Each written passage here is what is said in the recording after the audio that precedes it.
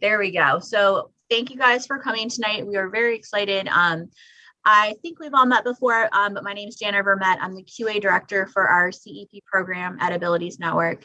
And we are very excited to have Kelly Nelson here with us from Maryland Able. They have been doing these presentations for us for some time, and we are always glad when they are back because it's so helpful. And we have a lot of families that use this service, and the more I've gotten to know about it, the more impressed that I am with this. So we'll turn it over to Kelly and she'll get us started. Thank you. Thank you so much, Jana. As she said, I'm Kelly Nelson, and I'm the Outreach and Communications Manager for Maryland Able. And I've been looking forward to this all day. My favorite part of my job is being able to connect with people with disabilities themselves and family members and share with them information about Able accounts. I always like to tell everyone that in addition to working for Maryland Able, I also have some practical experience as well with Able accounts. I have a 17-year-old daughter named Lily who has multiple disabilities, and Lily has an Able account of her own. So I've really been able to see how Able accounts have helped her to grow in her independence with her personal choice and just some financial literacy. And I also have seen how it has been very beneficial to my husband and myself in just planning for her future. So if you guys don't mind, I'm going to sprinkle in a couple practical examples of how we've been able to use Able accounts to help with that. My plan tonight is to be able to go through an entire overview of our program, because whenever we have people attending, I always get a mixture of people hearing about it for the first time. Some people have been to a Maryland Able presentation, but they need to hear it again because it's so much information. Sometimes it takes a second listen. And oftentimes I'll have people on here who have Able accounts and just have a couple of questions because it's been a while since they've used some of the features. So my plan is to do an overview of Able, how it works for Able programs nationwide. That'll cover everything from enrollment and eligibility and the plan features. And then we're going to specifically look at Maryland Able and some things that are specific and features that are specific to Maryland. So that's my plan. Let me do a screen share here and hopefully you'll be able to see. Whoopsie. Okay. Let's see. Full screen. Let's do a full screen. There we go. Somebody give me a thumbs up if you can see that. See my slides. Okay, awesome. All right, so the best place to start, right, is always at the beginning. So let's take a look at what is a Maryland Able account. What is Maryland Able? Oh boy, okay. Sorry, guys, I've had one of these little mom moments here where I've got my daughter downstairs screaming and stomping, even though I said I would be upstairs working tonight. So I think I hear dad stepping in right now, but that mom brain of mine that's talking and with my mouth and listening with one ear. So thanks for bearing with me. Anyway, Maryland Able is a way for people with disabilities to finally be able to save money without jeopardizing those state or federal means tested benefits. Those are going to be things like your SSI, Medicaid, and waiver services. So the reason I say finally is because for decades, people with disabilities who were receiving those SSI cash benefits had a real challenge in that there was this $2,000 asset limitation that made it impossible for them to be able to save or invest or really plan for their future, because if they were to get to that $2,000 asset, they would jeopardize their benefits. And sometimes if they held on to that money for a period of time, they would actually become disenrolled, and they would have to start the process all over. And anybody that's been through this process of getting these really important benefits does not ever want to have to do this again. So thanks to the advocacy efforts of people with disabilities across the country, their families, various advocacy groups, and championed by a gentleman named Stephen A. Beck Jr. In 2014, the ABLE legislation was signed into law, and that it's actually in the law as the Stephen A. Beck Jr. Achieving a Better Life Experience. So that's where we get ABLE from, Achieving a Better Life Experience. So I like to tell everyone that ABLE legislation is part of the Internal Revenue Code. And you're thinking, all right, now don't push it. It's dinner time. I've had a long day. Do not board me with IRS information. But the reason I like to share this is because there's sometimes confusion out there that ABLE legislation and regulations are tied to Medicaid law or Social Security law. Some people think it's tied into DDA regulations. I've even heard people think it's tied into education laws, and that is not the case. We're part of the Internal Revenue Code, and we are Section 529A for ABLE. And some of you may be familiar with Maryland 529, that's our college savings plan. And we are sister agencies, if you will. We share an executive director who oversees all three programs, the two college savings plans and Maryland ABLE. And we also share a board of directors that oversees all three programs. The other reason I mentioned that we're tied to the IRS code is because from time to time we have changes in things in the ABLE program. And that's one of the reasons that I've asked Jana to record the program again tonight, because we've had some updated information since the last time we presented regarding our Able to Work contributions. Here in Maryland, our governor signed the ABLE legislation, the ABLE Act in 2016, but we didn't launch our program until 2017. So we just celebrated our 3rd year anniversary in November. So some of you may not have heard about us because it's kind of new here in Maryland. When the legislation was signed into law, it gave states across the country the opportunity to open ABLE programs. It didn't federally mandate for them to do it, and it didn't provide any funding. So it's taken some time to get ABLE programs up and running. And currently there's 44 across the nation right now. And Maryland is one of them that is open for national enrollment, as well as many of the other ones. Okay, so let's take a look here about the criteria. How do you know if you're eligible for an ABLE account? You have to meet 2 basic criteria. First, that you had to have developed the disability prior to age 26. Okay. The second one is that you have to meet the Social Security definitions of a disability. So when people are enrolling online for ABLE accounts, one of the first questions you're going to come to is, do you currently receive SSI or SSDI? Because we know if you are, then you've already been examined by the Social Security Administration and have been found to have a disability that meets their definition, right? So some of you are maybe thinking, well, you know, I don't currently receive SSI or SSDI. That's okay. You don't have to be receiving SSI currently, as long as you provide what we call a disability certification form and have it signed by a licensed physician stating that you meet the Social Security level of a disability. And that form, if you ever were to need it, is at our website at www.marylandable.org. And there's a very bottom of the website where there's resources listed and there's forms are available. All of the forms that you could possibly need regarding managing your ABLE account. And I'm going to reference some of those in a little bit as well.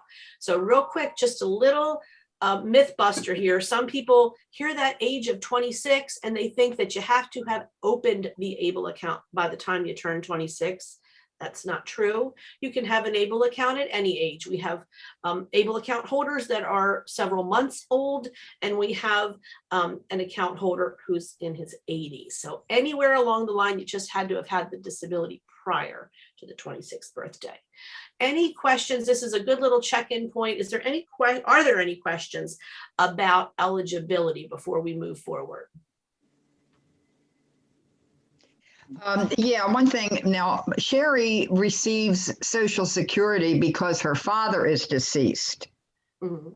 I don't think that's SSDI, is it? I mean, How he is probably that? receives his benefits, but if she qualifies for that because of her disability, that, you know, you could put that on the ABLE enrollment Okay. application that she's receiving that. Yeah, because she's been receiving when all my kids were. And then, of course, as they reached 25, they went off. But then she was declared disabled, so hers have continued. Okay, But I've never heard it classified as SSDI. So okay. that's something we'll address. Ms. Kirkland, did you have something? I thought I saw. Okay. Well, yeah, I just looked at my screen and I didn't unmute, so. Okay.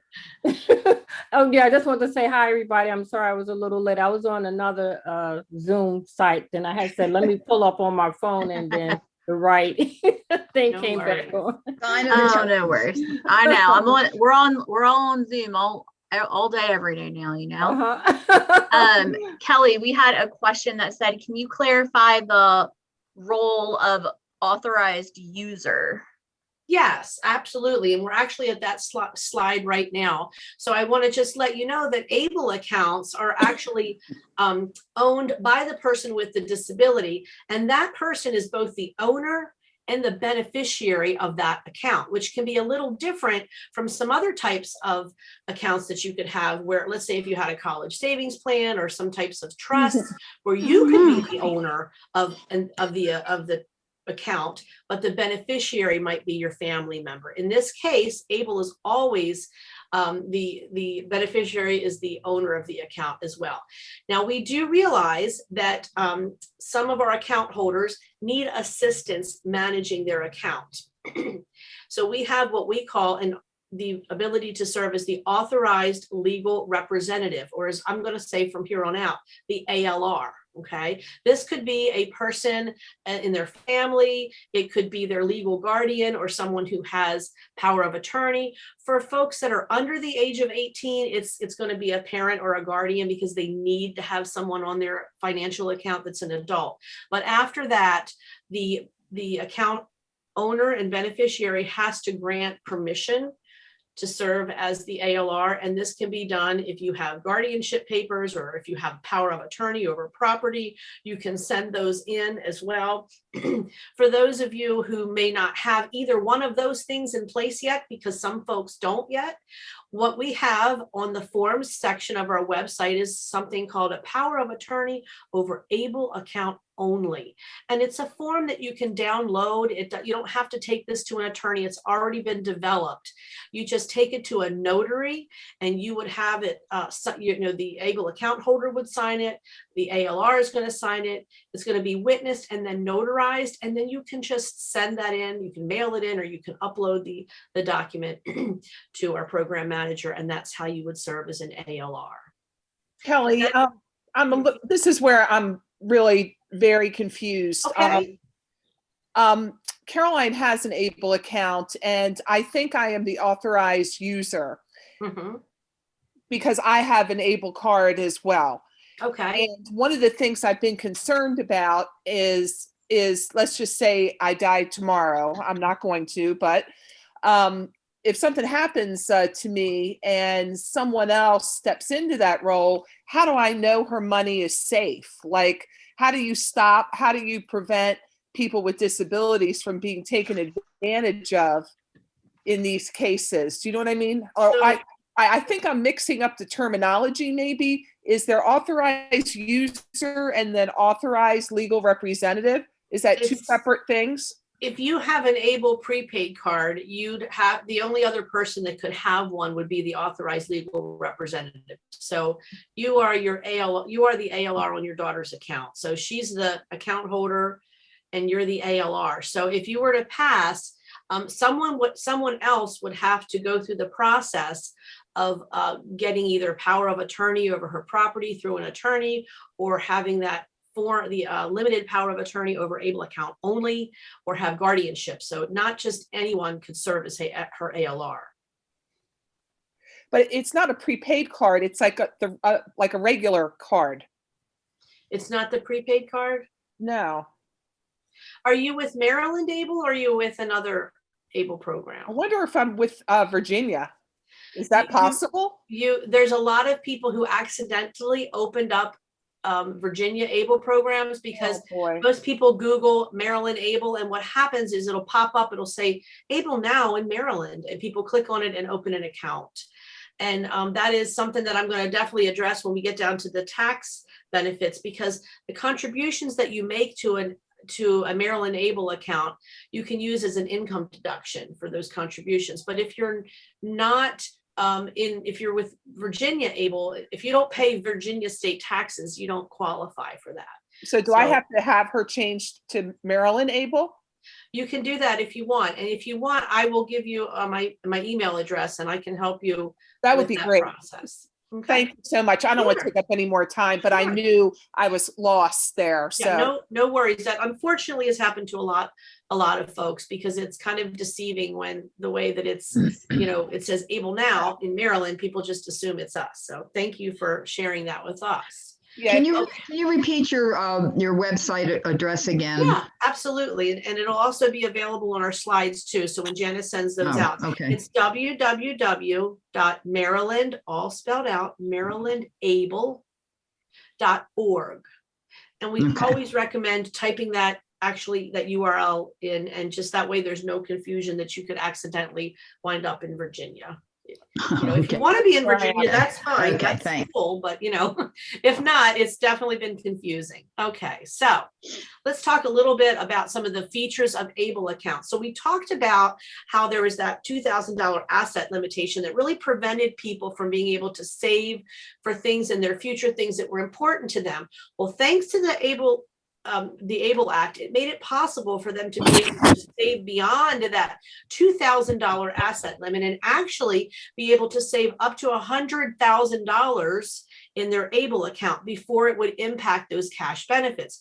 So that was a huge deal. That's some pretty landmark legislation, if you ask me, taking away that limit of 2,000 of savings all the way up to being able to let you save or invest up to 100,000. So let me share with you a little bit about what happens if you were to save $100,000 and actually exceed that savings limit. Okay.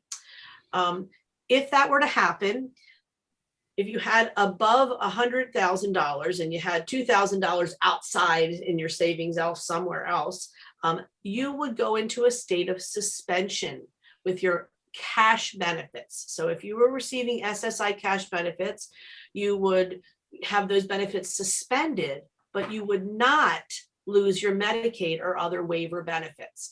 At any point that $100,000 were to fall below $100,000, let's just say you spent $20,000 on an adapted vehicle or a wheelchair ramp or something, and it dropped to $80,000, the Social Security would be able to reactivate those benefits. It's very different from being disenrolled, like what would happen if you have savings or investments outside of an ABLE account.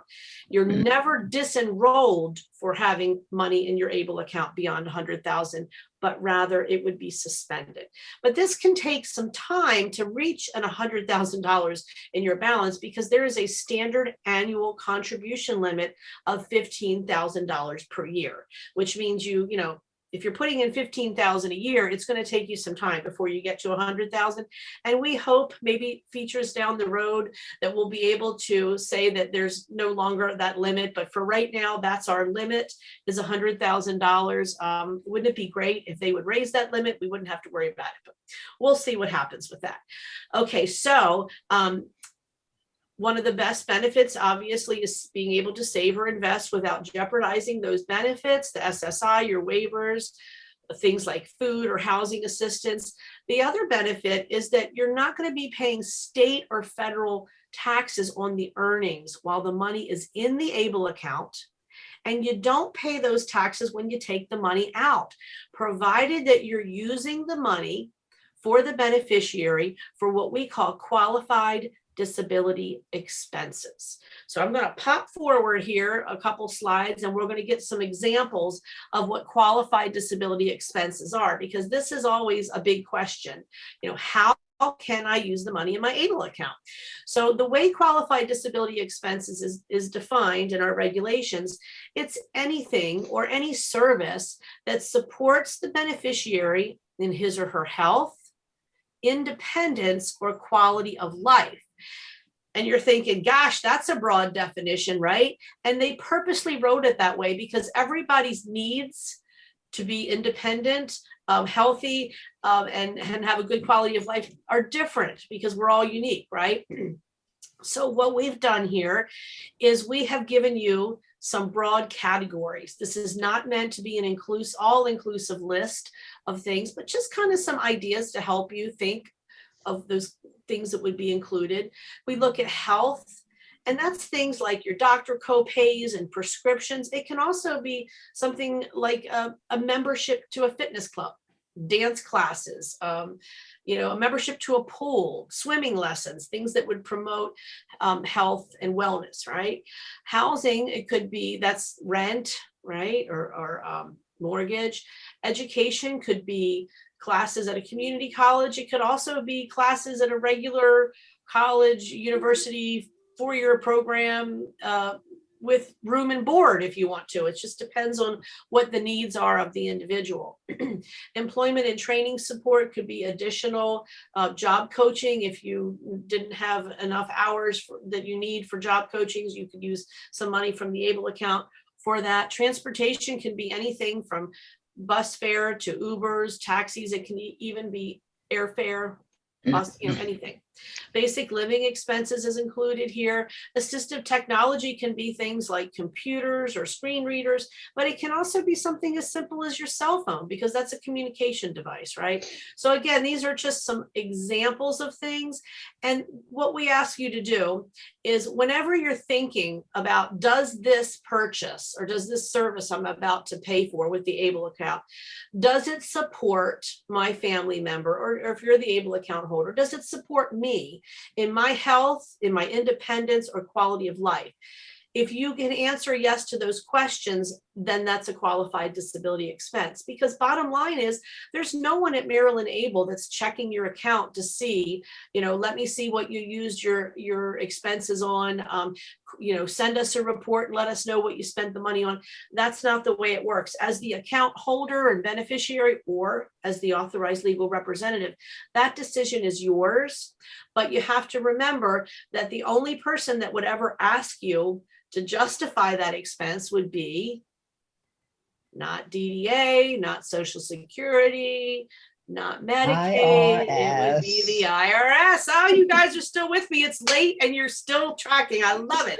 Yeah, so it would be the IRS. So in the event of an audit, okay, if you're lucky enough to be drawn for an audit, then they may ask you for your receipts. They may ask you for justification.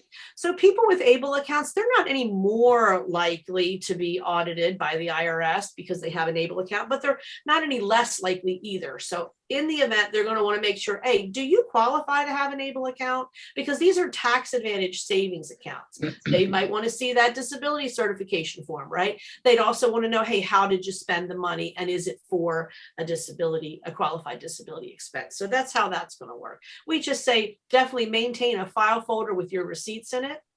Okay.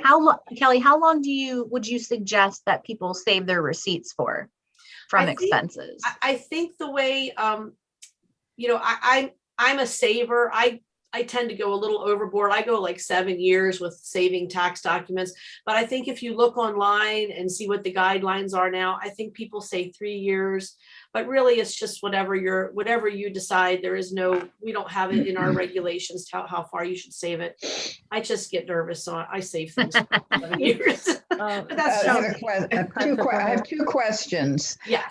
Are there checks associated to this account? I mean, let's say I have it set up and I want something to buy Sherry a piece of furniture or something. I mean, is there a check? No, so there's two. Roll this money out and then pay however.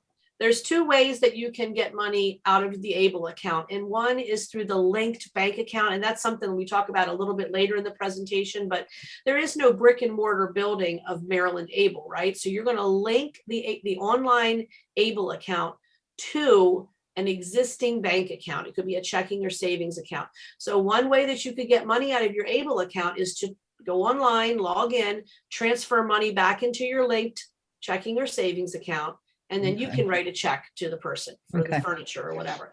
The other method is our prepaid card. And that's something I'm going to talk about in a few slides as well. Okay. So what I am going to let you know is that we are open for national enrollment, as are many other ABLE programs. So for folks who opened an ABLE account with Virginia and they want to roll over, we can definitely help you out with that. Some folks opened ABLE accounts in Ohio because they were the first program to open them, right, 5 years ago. So we can also help you with that if you're interested in doing that. We'd love for you to be with Maryland ABLE, but most importantly, we just want you to have an ABLE account with whatever program best meets the needs of your family member. Okay, so Another speaking of role, yes, ma'am. No, well, let's just say, because you're saying $15,000 a year with a maximum of 100. Okay. I have one other daughter. Mhm. If I drop dead tomorrow, everything says half goes to Sherry, my disabled daughter, and the other daughter. Well, there's going to be presumably more than 100,000 that will go to Sherry. Yes, She that's a won't be great. able to put that in her ABLE account Okay, without affecting things. so you are absolutely correct. With a $15,000 annual contribution limit, you can't put an inheritance in there. You can't put settlements from, accidents or whatever. Any Right. large settlements or inheritances cannot be accommodated right now by ABLE accounts. So that's when we recommend that people consult a financial advisor, an attorney about a special needs trust. Well, And- we have that too. Okay. That was how that was entering into Okay, it. great. So the one thing I can say about that is that I do know that people have chosen to take money from the special needs trust and fund the ABLE account every year, because there's some fundamental differences in special needs trust. While they're the ones that you need to accommodate those large contributions, right? But they can be a little more cumbersome as far as the trustee has to approve all the purchases ahead of time. There's reporting involved in it. With an ABLE account, the account holder or the ALR has direct access to the funds when they need them. So that's why sometimes they'll say, hey, I'm going to take a portion of the special needs trust. I'm going to roll over 5,000. I'm going to put 5,000 in the ABLE account, or I'll put 15,000 or whatever. It really depends on how they want to do it. But that way, with the ABLE account, the person has direct access to the funds, and it's easy that way. Okay. That So makes I'm sense. going to also, when Janice sends the information out, I'm also going to send you guys a really helpful tool that was developed by an attorney and a couple other people that work in the disability field. And she specializes in special needs trust. And she's done a really nice comparison between the different types of special needs trust and ABLE accounts. And as you can see, they're not in competition with one another. It just depends on what best suits the needs of your family member. And a lot of times people choose to do both because they work really well as complementary tools. Okay. All right, so speaking of rollovers, just to mention real quick that if when your child was born, you opened a college savings 529 plan for that person, and they've gotten older, and you're thinking, gosh, I don't know that they're going to use this money for a traditional 4-year college experience. You are able to roll money over from the 529 plan into your family member's ABLE account, and then you can still use the money for education, but you can also use it for all those other things that we talked about. Okay, as long as the beneficiary on the 529 account is the same beneficiary for the ABLE account, you can do that, and we have a form for that as well on our website. It is like Ms. Blackwell was saying, pointing out $15,000 annual contribution limit, right? So if you had more than $15,000 in a college savings, you'd have to ladle that out over a couple of years until you were able to put it all in. All right. When you open an ABLE account, do you need to make a deposit at that time? Yes, in order to open the account, you want to fund it with an initial deposit of $25. And No. once you make that initial deposit, it's up to you from that point on how much you want to put in it and when you want to put on it. But that's your initial funding. That's not a fee. That's the person's money. It's kind of Okay. like if you went down to the local bank and said, I want to open a savings account, they may say, okay, but we have a $20 limit to open the Right. account. So, okay. So, you know how in the English language we say, well, there's rules for this, there's rules for that. And then we turn around and tell you in the next breath, but there's always an exception to the rule. I before E, except after C, right? Well, here we go. Able to work is our exception to that $15,000 annual contribution limit, because thanks to the Able to Work Act, people with disabilities who have ABLE accounts who are employed can contribute above and beyond that $15,000 annual standard contribution limit. As long as they're not contributing to a retirement account, or their employer is not actively contributing to their retirement account, they are eligible to make additional contributions up to $12,760. And this is something that's changed. That number has changed since last year when we did this presentation for Abilities Network.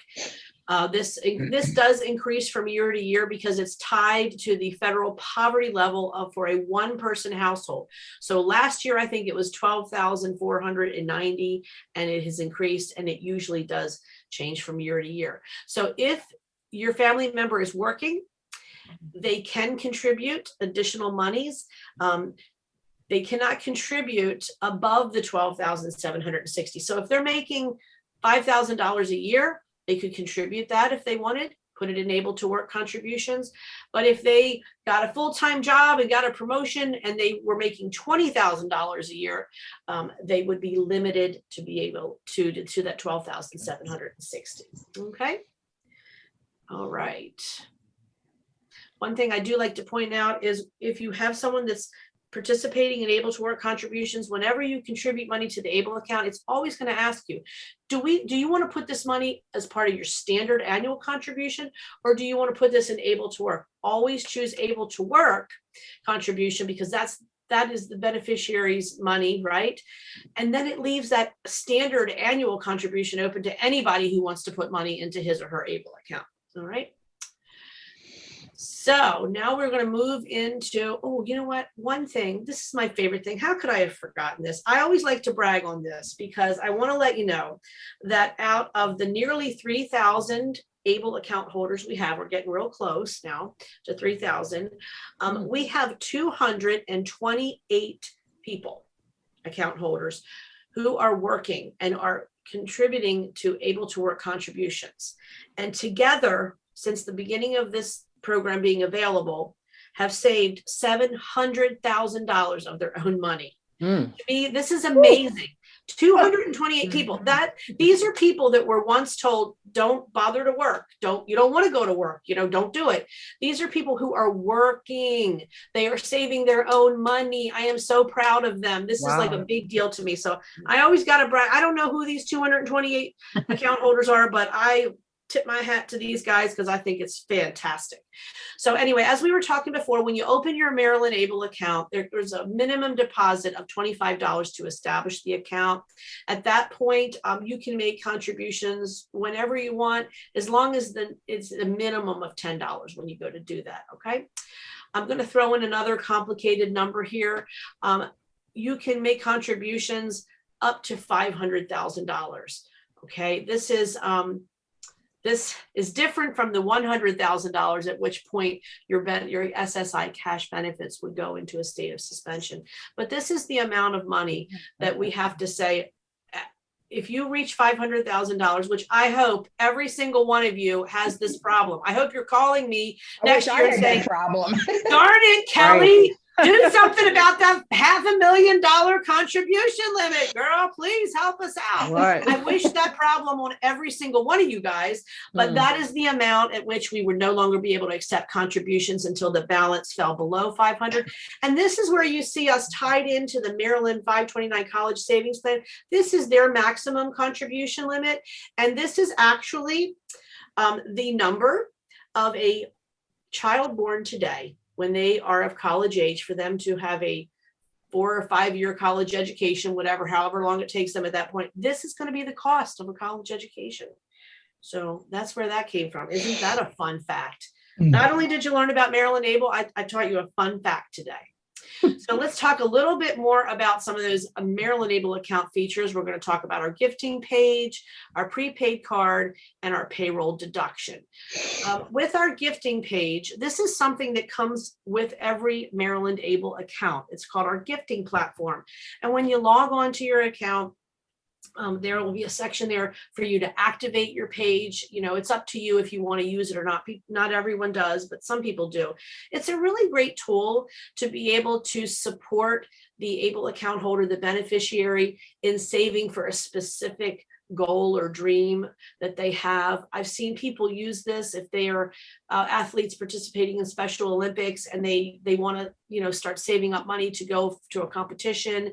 They'll send a message out on their gifting platform. You can send it by text or email or send it out through Facebook to people that you know who may want to be interested in supporting the person in their goal. I've also seen this used as a way to help pay for medical expenses when somebody's had, you know, a catastrophic situation or, you know, things that they're saving for. So it's a really good tool. My daughter loves using her gifting page because instead of getting video games now, she's decided she wants to save for her dream vacation. Her dream is to go to Disney World one day. So for her birthdays and holidays, she sends her gifting page link to her family and friends that normally buy her presents anyway. And she asks them to contribute to her Able account. And it's super easy to do. They get a link, they click on it, and you know, they put their however they want to pay for it with whatever credit card, or just link it to their checking account, however they want to do it.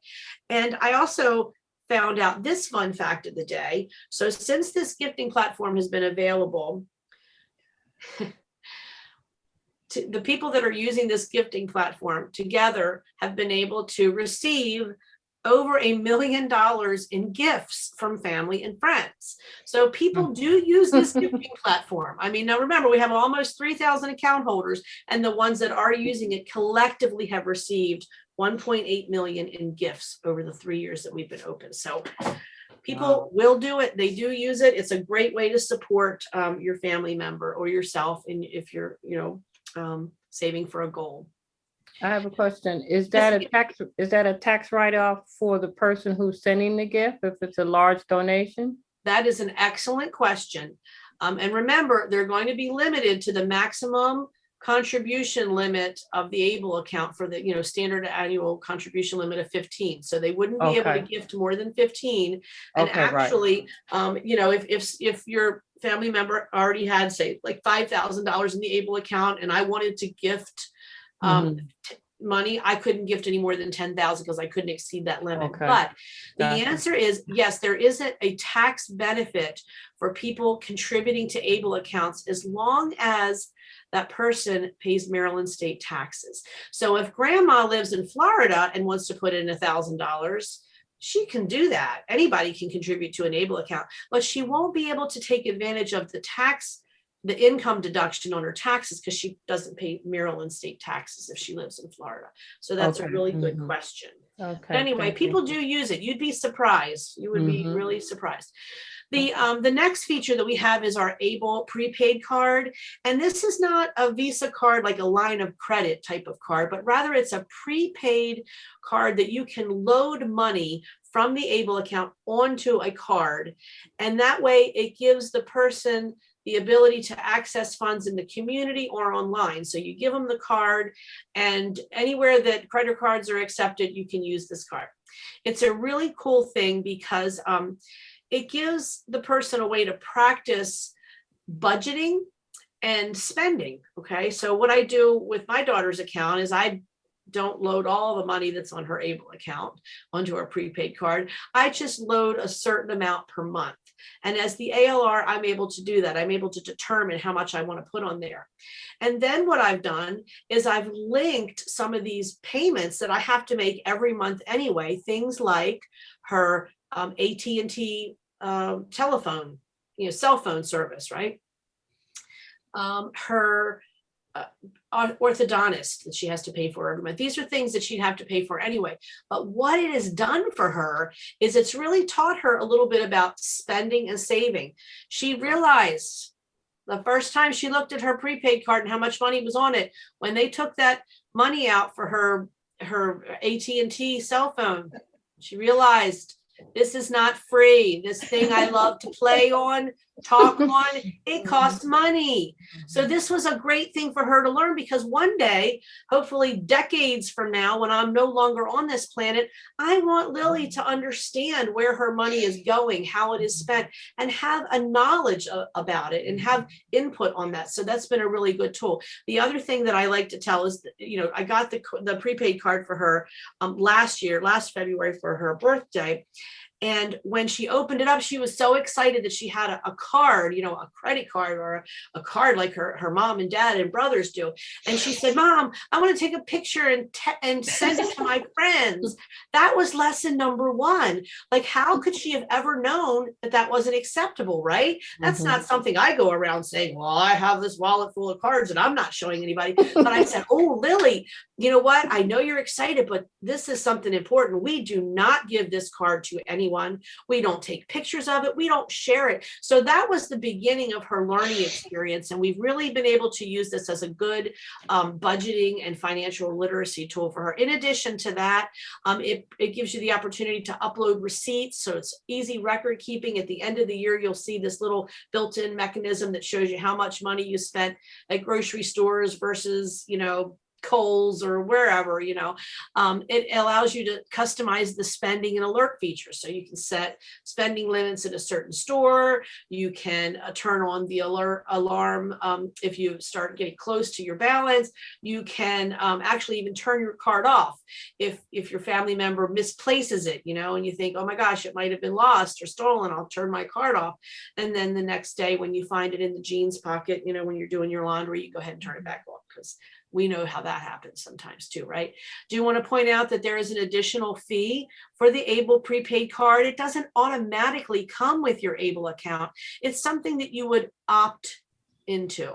So if you do choose this card, it is $1.25 per month to use the card. And it's not a transaction fee. It's $1.25 a month, whether you use the card 50 times or you don't use it at all that month, okay? All right. All right. And, Actually, Kelly, really quick. Are there any other fees for the prepaid card, or is it only the $1.25? It's $1.25. Mhm. Okay, cool. And that'll come right out of your Able account. Thanks. Okay. And one of the things I say about this is the prepaid card is a great tool for some people. For other people, it doesn't make sense. Why pay $1.25 a month if you never plan on using your prepaid card? Like, we have Able account holders that are very young, and their parents open these Able accounts just to take advantage of the tax-free, growth. And they want to use it for a long-term investment. They're going to put the money in there. They're not going to access the money. They don't plan on accessing the money for a long time. So for them, it's not worth $15 a year. But if you're a person who's going to put money in your Able account and actually use it as a very transactionary account, it's more convenient. Like for me, I use the money in Lily's Able account. It's much easier for me to go to her doctor, swipe that card for her doctor visit, swipe that card, wherever I need to get things for her, instead of logging onto my Able account and transferring the money back into my checking. It's just more convenient. And for me, I'm all about making my life more convenient, because, you know how it is as parents. We got a lot going on. We don't want any extra work. That's So true. just something to think about. So we do have payroll deduction. If somebody wanted to just set up payroll deduction directly from their pay into their Able account, right now it's limited to just the account holder and the ALR. I want to talk a little bit more about the Maryland Able tax incentives. So Ms. Kirkland, when you were talking about people that made contributions, if it was a tax benefit to it, you can take advantage of this $2,500 if you made contributions into an Able account up to $2,500. You could claim them as an income deduction if you were paying Maryland state taxes. It doesn't apply to your federal taxes. But if anyone is married and filing joint, you can combine that and make it a $5,000 income deduction. It's also important to note that, this is a tax advantage at $2,500 per person per ABLE account. Mhm. So if I won that Mega Million and I decided I wanted to make contributions to all the fine folks who attended the presentation tonight, I could Mhm. do that and claim $2,500, right? So that would be really Okay. cool, right? Appreciate it. Yeah, right, yeah. Right? Only could Hey, use it, yeah. why not? Because able contributions can come from anybody. Somebody's got to win. Mhm. Somebody's got to win, and I'd be happy to share Mega Millions, so Powerball or whatever, Wow. you call it, right? I feel special. So let's talk about some of the account fees, because there is a fee for having an ABLE account, and that fee is $35 annual account maintenance fee. This fee is going to be prorated. So people who opened ABLE accounts in December, they didn't pay $35. They paid a couple of dollars because they didn't have the account January through, December. They only had it for 1 month.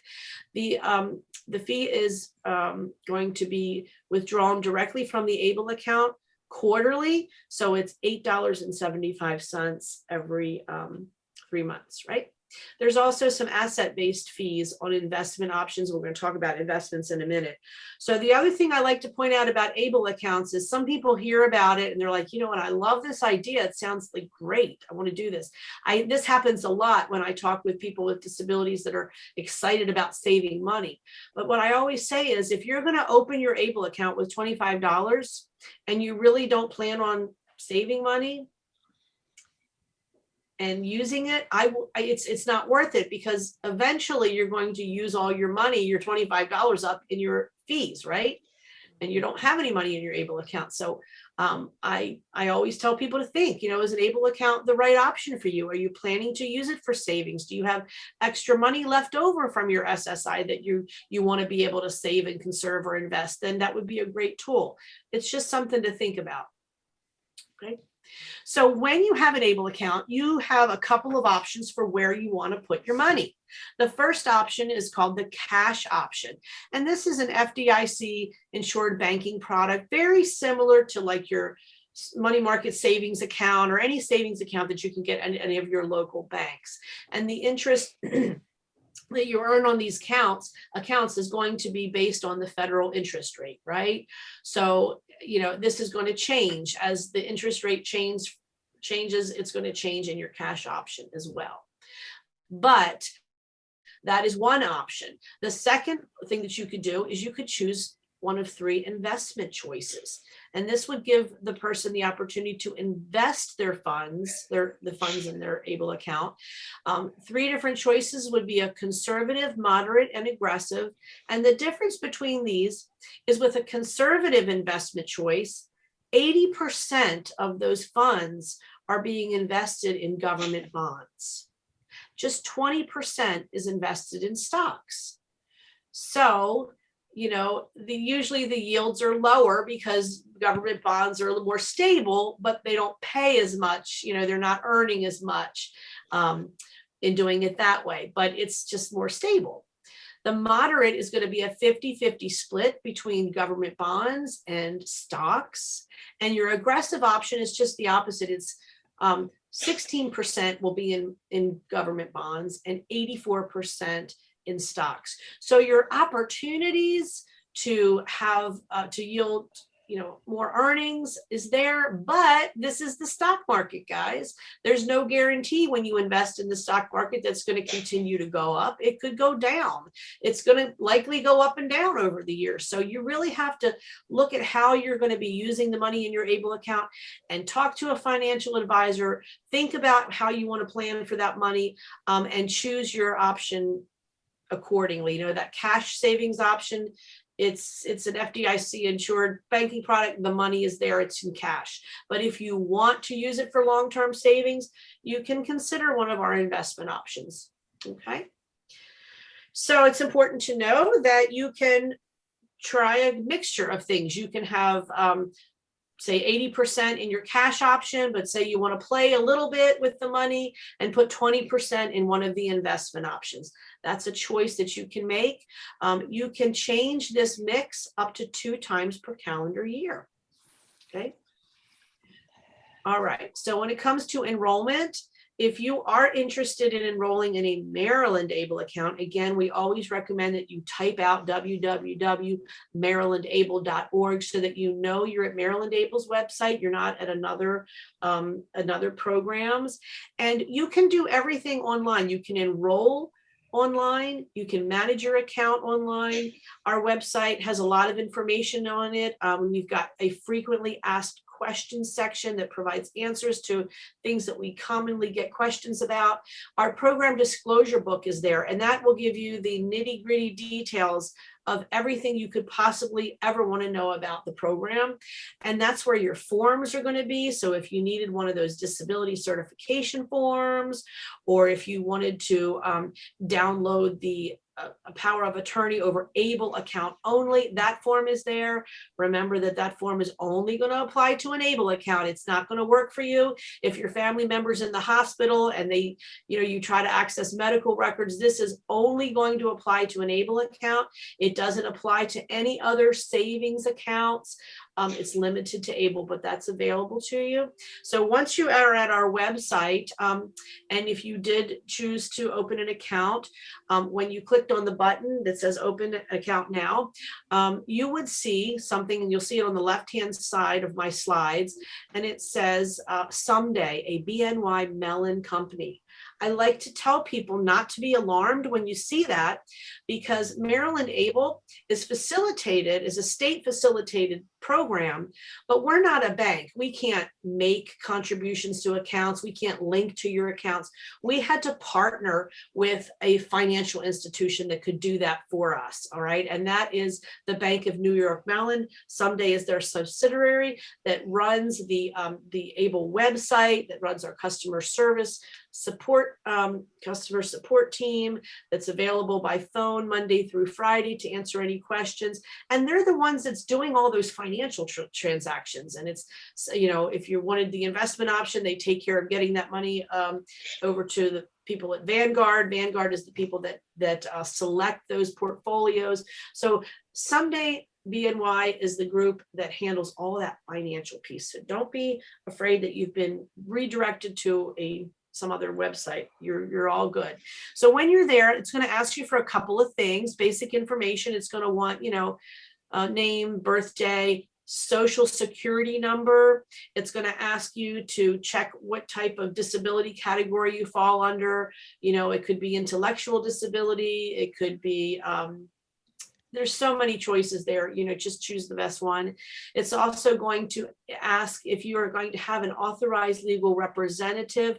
That person's going to have to put their information as well, their social security number. And if you have someone that's over the age of 18, you'd have to upload a copy of your power of attorney or the power of attorney over ABLE only or guardianship papers in order to do that. And this is that part that I was talking about where you're going to link your ABLE account to an existing bank account. This could be your savings account. It could be your checking account. It's just pick the one that's most convenient for you. Some people, like myself, I've linked it to my personal checking account because right now my daughter's 17. She doesn't receive any benefits. She doesn't have a job. The only one that's the majority of people funding this account is her dad and I. So for my convenience, I linked it to my checking account. Now, when Lily's 18, I am pretty certain that she's going to get SSI benefits. I may choose to change that linked bank account to her checking account when she has an account. It's totally up to you guys. Do what works for you. Okay. Once you are establish your account, you can do everything online. You can manage your account. You can transfer money in to your ABLE account. You can transfer it out. You can set up monthly contributions if you wanted to. You don't have to, but it's an option. You can change it at any time. You can change those investment options. Anything that you can do it online. So sometimes people say, oh gosh, I opened my Able account a couple months ago and I forgot how you told me to set up those contributions. How did I do that? Well, what I would recommend is you call our customer service or customer support, and that's that number there, the 1-855-563-2253. And they are awesome. They're available Monday through Friday, 9 a.m. until 6 p.m. And they can walk you through those transactions, because if you called me, I can't access your account. That's a financial account. I have no access to anyone's actual Able account. I can tell you information about, from my memory, how I remember doing things myself, but they can actually, be on the same screen as you, and they'll say, hey, Jana, go ahead and look at that button up there that says, contributions. Go ahead and click on that, and they'll help you set things up. So really helpful folks there. And before we wrap things up, and I will be here for questions, I'm not going anywhere. I want to make sure I get to everybody's questions. I do want to just throw out a little reminder about some of the important numbers that we talked about, and beginning with that $25 minimum deposit. That's the amount that it takes to establish or open your Able account. This is not a fee. It belongs to the account holder. It's an initial deposit. From that point on, you can make contributions of any amount as long as they're at least $10. This is something I struggle with my daughter, because she gets a little allowance. She gets, $5 a week allowance, and she wants to put that money in her Able account when she gets the $5. And I say, we have to save up $10. So she either chooses to save it for 2 weeks, or she spends a little and takes her 3 weeks to save up $10, but that's okay. It's her choice, $35 is the annual account maintenance fee to have an Able account. Again, it's prorated and it is assessed quarterly. If you choose the prepaid card option, it's $1.25 a month to have that. The $15,000 is the annual standard contribution that you can put money into an Able account, unless you or your family member is eligible for Able to Work contributions. If that's the case, they can contribute up to an additional $12,760, as long as they're not contributing to a retirement account or their employer is not contributing on their behalf. $100,000 is the amount that you can have in your Able account before your SSI cash benefits are impacted. If you were to exceed that amount, remember, you're going to continue to receive your Medicaid and any waivers. And at any point your balance falls below $100,000, your SSI cash benefits can be reactivated because you were never disenrolled. $500,000 is the lifetime account limit, after which contributions cannot be accepted. And the $2,500 is your state income deduction per contributor per Able account for Maryland state taxpayers. So that's a little review of the numbers we talked about. And again, I'm sticking around, but if you need to connect with me after this presentation, this slide has how you can contact us. Questions at marylandable.org. You can reach out to us by email anytime. We'll be happy to get back with you. If it's a online technical support that you need, you're best off contacting customer support. Again, they can walk you through those screens and tell you what button to push on. I won't have access to that information, but they're super helpful, 9 a.m. to 6 p.m., Monday through Friday. We would love for you, when you go visit our website, if you would sign up to be on our mailing list. I promise you, I will not blow up your email box. I try to send out 4 Able newsletters per year. Okay. I do not want to blow up your email box. The only time that I would send additional things is if there's any changes to any of the program information. We always we'll notify our account holders, like anyone that has an Able account will be notified or has been notified that the Able to Work contributions increased. So we'd love for you to do that. Check out the events page on our website, because that'll tell you when there's other presentations coming up. If you want to come back and visit me again sometime, or when things open up in Maryland and we're able to do on-site things, or you go to lots of resource fairs, please go to them and visit me because I'd love to meet you in person and say, hey, I went to one of your presentations. Right. And follow us on Facebook because every day I try to post something that is related to supporting our ABLE account holders in their health or independence or quality of life.